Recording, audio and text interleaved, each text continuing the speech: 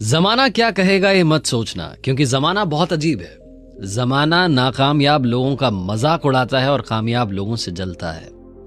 94.3 my FM से मैं हूं आरजे कार्तिक। एक बार की बात है, एक राज्य में राजा का दरबार लगा था और सर्दियों के दिन थे, इसलिए दरबार खुले में धूप में लगा हुआ था। सब लोग बैठे हुए थे, दीवान थे, मंत्री थे, राजा के पंडित थे, राजा के परिवार के लोग थे, हर कोई बैठा हुआ था। राजा साहब के सामने एक मेज रखवा दी गई थी।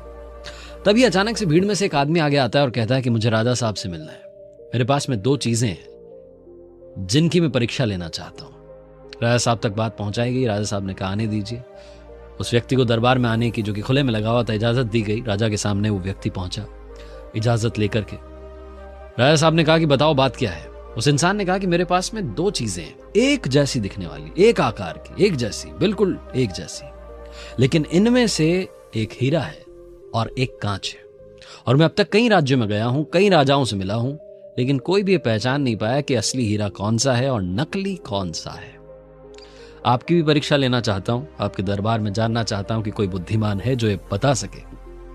और अगर आपके राज्य में किसी ने बता दिया तो यह हीरा आपके राज्य के खजाने में जमा करवा दूंगा, और नहीं बताया तो इस हीरे का जो कीमत है, इस हीरे की जो कीमत है, वो आपको मुझे देनी होगी। बस ऐसे ही मैं जीतता चला आ रहा हूं। राजा साहब ने कहा कि ठीक है साहब, लाया जाए। राजा साहब की जो मेज रखी थी सामने, उस पर इन दोनों चीजों को रखा गया। एक हीरा था, दूसरा नकली हीरा था। राजा साहब ने कहा अपने दीवानों से, मंत्रियों से, सब लोगों से कहा एक एक करके आइए और बताइए। कुछ लोगों ने हिम्मत की। उसके बाद कुछ लोगों ने सोचा कि अगर राजा साहब हार गए तो उल्टा दोष हम पर आ जाएगा, तो लोग आगे नहीं आए।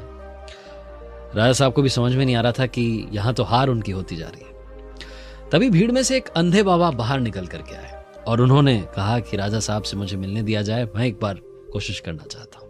राजा साहब तक बात पहुंचाई गई कि एक अंधे बाबा हैं, वो आना चाहते हैं, वो भी एक बार कोशिश करना चाहते हैं। राजा साहब ने कहा ठीक है, जब कोई मान नहीं रहा है, कुछ हो नहीं रहा है, तो इनको भी मौका दिया जाए। वो अंधे बाबा आगे आए और 1 मिनट में उन्होंने बता दिया कि असली हीरा कौन सा है और नकली कौन सा है।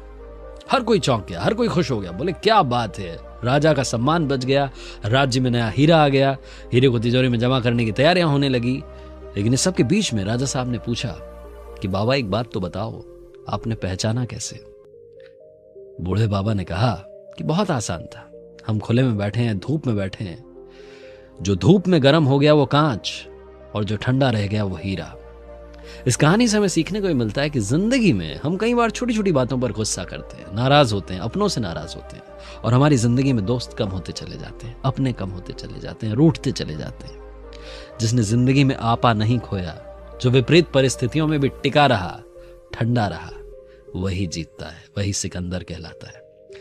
इसीलिए कार्तिक आपसे कहता है, जिंदगी के दबाव में आना बंद कीजिए, कर दिखाओ कुछ ऐसा कि दुनिया करना चाहे आपके जैसा।